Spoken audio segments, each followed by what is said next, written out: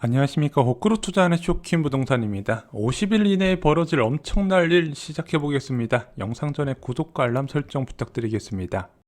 자, 오늘은 부동산 시장의 운명을 결정할 기준금리와 관련된 소식들을 좀 말씀드리고자 합니다. 8월 26일 날 기준금리 0.75%가 됐고, 또 이번 주 목요일 날 100% 확률로 기준금리가 올라가게 됩니다. 자, 그런데 이 기준금리가 앞으로 어디까지 올라갈 건지 관련된 소식들이 많이 나와서 여러분들이 아실 필요가 있어 영상을 제작했습니다.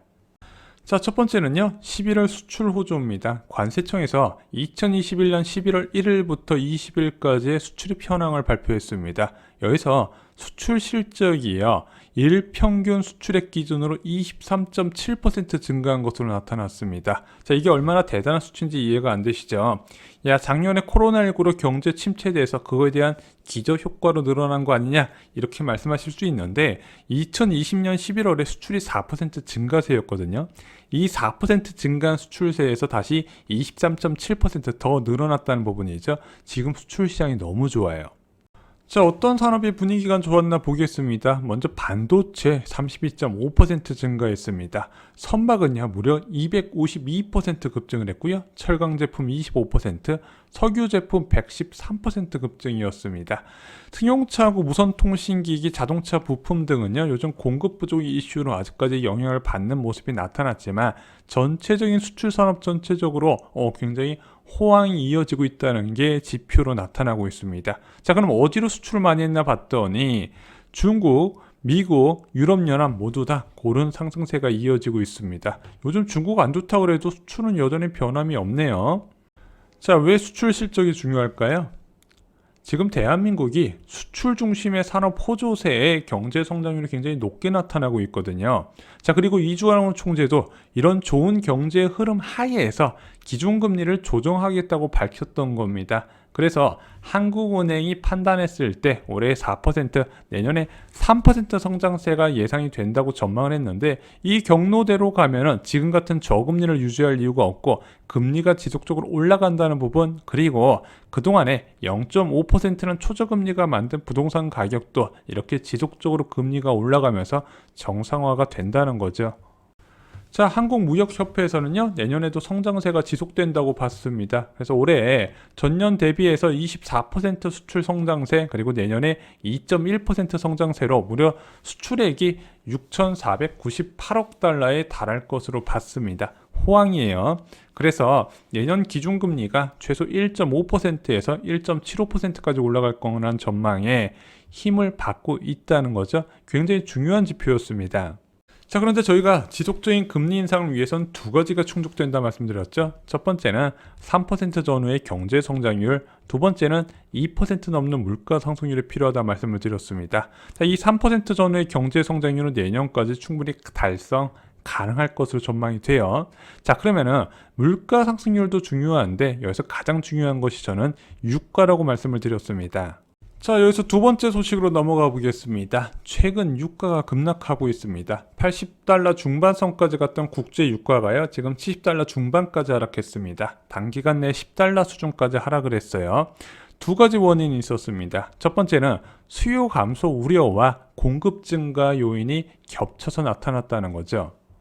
야, 수요 감소는 왜 일어났냐? 지금 모든 원자재가 쇼티지가 발생하고 있는데 왜 원유만 갑자기 수요가 감소한다 그러냐? 이게 지금 유럽에서 코로나19 상황이 심각하게 일어나면서 봉쇄를 선택하는 국가가 늘어나고 있거든요. 지금 내년 3월까지 50만 명 사망 가능하다는 경고까지 나오고 있습니다. 그러면 이런 식으로 봉쇄를 강화하게 된다면 이동이 줄어들면서 석유 수요가 감소할 거라는 전망이 유가에 반영이 되고 있다는 거죠. 자, 반면 공급은 늘어날 조짐이 보이고 있습니다. 바이든 대통령이 지금 지지율이 끝도 없이 낮아지고 있죠. 41% 역대 최저 수준까지 낮아졌답니다. 왜 그러냐? 결국에는 물가 탓이라는 거예요. 물가가 치솟으면 이만큼 위험한 겁니다. 그래서 지금 계속해서 오펙 플러스 산유국에다가 생산량을 증가라고 압박을 넣었는데 꿈쩍도 하잖아요. 저희가 계속 강조드렸잖아요. 오펙 플러스에서 원유 가격 부양에 대한 의지가 굉장히 강하다고. 자, 그러면은 미국에서 선택할 수 있는 방법이 무엇이 있냐? 자기네들이 갖고 있는 전략 비축유를 방출하를 검토하기 시작한 겁니다. 이게 미국만 방출한 게 아니라 동맹국에도 방출을 요청하고 실제 동맹국이 이것을 내부적으로 검토하고 같이 실행하는 움직임이 보이고 있기 때문에 수요는 줄어드는데 공급이 증가했기 때문에 유가가 크게 하락했다는 거죠. 그러면은 이런 조치로 물가가 안정될 것인가, 이것도 따질 필요가 있다는 거죠.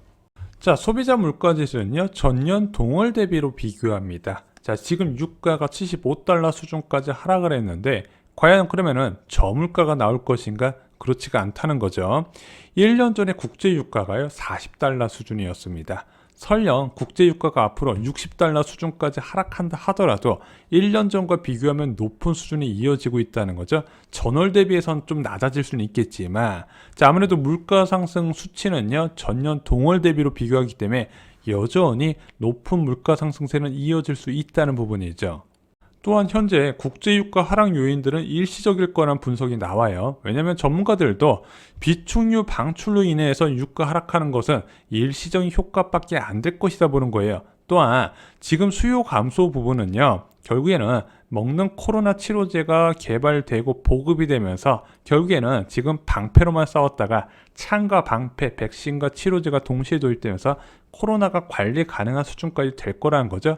그럼 다시 수요는 증가할 수 있다는 겁니다. 그래서 저는 오히려 현재의 유가 하락이요, 장기적인 상승을 이어가기 위한 쉬어가기다. 제가 볼 때도 너무 단기적으로 급등한 건 안 좋거든요. 그래서 올해는 70불 수준으로 나타나고요. 내년에 90불, 내후년에 110불 수준, 이렇게 단계적으로 밟아가는 게 장기적으로 적당한 인플레이션이 나타나면서 통화정책 정상화를 이끌 수가 있다는 거죠. 자, 세 번째 소식은요, 미국의 빨라지는 긴축입니다. 지금 국내 채권 전문가들이 얼마 전에 이제 11월 금통일을 앞두고 설문조사를 했는데 내년 예상하는 기준금리가 대부분 1.5% 수준으로 전망했고 일부 전문가들이 1.75%까지 봤습니다. 자, 왜 채권 전문가들이 1.5에서 1.75%까지 봤냐? 현재 대한민국의 가장 큰 문제점인 금융 불균형 부분, 가계부채가 너무 많이 늘어나는 부분, 그리고 현재 진행 중인 2% 중반 수준의 높은 물가 불안을 반영해서 기준금리를 여기까지 올릴 거라고 본 거예요. 자, 그러면은 그 이상은 어떻게 올릴 것인가? 이거는 굉장히 궁금하시죠? 아무도 몰라요. 왜냐면은 미국과 2023년 물가에 달려 있다는 거죠. 그런데 미국 소식을 좀 전해드릴 필요가 있을 것 같습니다. 자, 미국에서는 여러분들이 아시다시피 물가 불안이 점점 심각해지고 있습니다. 1990년대 이후에 최고 수준이라고 하잖아요. 비난은 결국 연준한테 쏠릴 수밖에 없다는 겁니다. 저희가 계속 말씀드렸잖아요. 저금리 정책, 완화적 통화 정책은 명분이 있어야 사용이 가능하다. 경제가 정말 심각하게 안 좋거나 물가 상승률이 정말로 낮거나 이 둘 중에 하나 조건이라도 내밀면서 이 완화적 통화 정책을 사용할 수 있는데 지금은 이 두 가지 모두 다 내밀 수 있는 카드가 없다는 거죠. 그래서 결국에는 연준이 금리 인상을 앞당길 거라는 전망이 계속 힘을 받고 있다는 거죠. 그리고 자, 미국에서 벌써 테이퍼링 4월 종료 이야기가 나오고 있습니다. 연준 월러 이사가 내년 4월에 끝날 것이다. 현재 150억 달러씩 12월까지 축소하기로 한 거, 이 추세로 이어지면 내년 6월 종료였잖아. 그런데 내년 1월부터는 그 2배로 늘려서 매월 300억씩 달러씩 채권 매입을 축소시켜서 4월에 종료시킬 거다. 왜? 물가가 불안하니까. 자, 결국 시장이 전망했던 내년 6월 첫 금리 인상도 가능해질 것으로 보여지고 있습니다. 그래서 인플레이션 지속에 따른 급격한 금리 인상이 가능해지는데 2022년에 세 차례 올릴 거로 보여져요. 6월, 9월, 12월 이렇게 올려봤자 0.75에서 1%밖에 안 됩니다.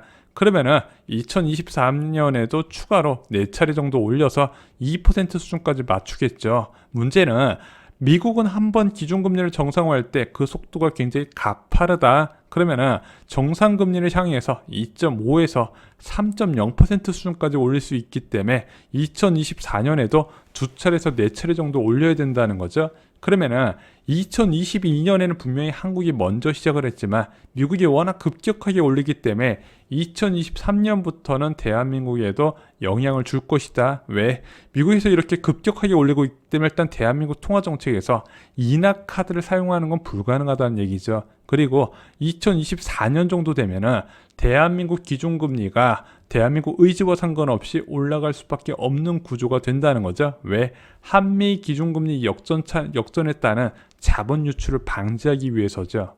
자, 다시 채권금리가 상승세를 이어가고 있습니다. 어제 채권시장에서 2년물, 3년물, 5년물 금리가 급등을 했어요. 6bp, 5bp 이렇게 상승을 했습니다.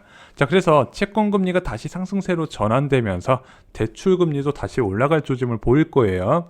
지금 대출금리 때문에 말 많죠. 정부가 규제해서 대출금리가 이렇게 뛰어서 서민들이 피해본다는 보수 언론들과 경제신문들의 동시다발적인 공격이 있는데, 솔직히 이게 대출금리가 어떻게 산정되는지 알면 그런 이야기 잘 못하거든요. 결국엔 이런 식으로 대출금리가 뛰는데 기준금리가 고정되어 있어서 예대 마진이 커지는 부분은 결국 빠른 금리 인상이 명분이 되고 있습니다. 제가 봐도 높은 확률로 이번에 금리 올리고 나서 1월 금통에서 추가로 금리 인상할 것으로 보여집니다.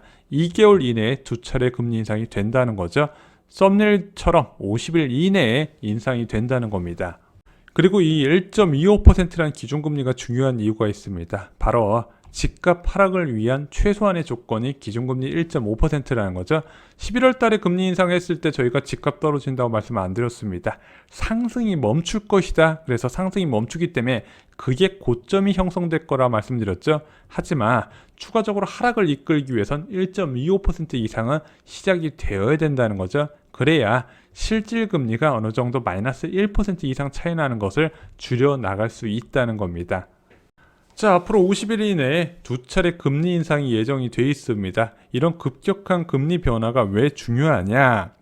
0.5%란 초저금리가 장기간 이어질 줄 알고 많은 사람들이 너무 많은 대출을 끌었었기 때문에 그렇습니다. 그래서 지금이 오히려 공부가 더 필요한 시기인 거예요. 저희 쇼킹부동산원 아파트 교과서에 보시면 과거를 알면 미래가 보인다가 있습니다. 자, 과거에 이런 상황 없었을까요? 똑같이 있었습니다. 과거의 패턴이 다시 반복될 것 미리 공부하고 다시 준비하시기 바랍니다. 이상으로 영상 마치겠습니다. 좋아요, 구독, 공유 꼭 부탁드립니다. 감사합니다.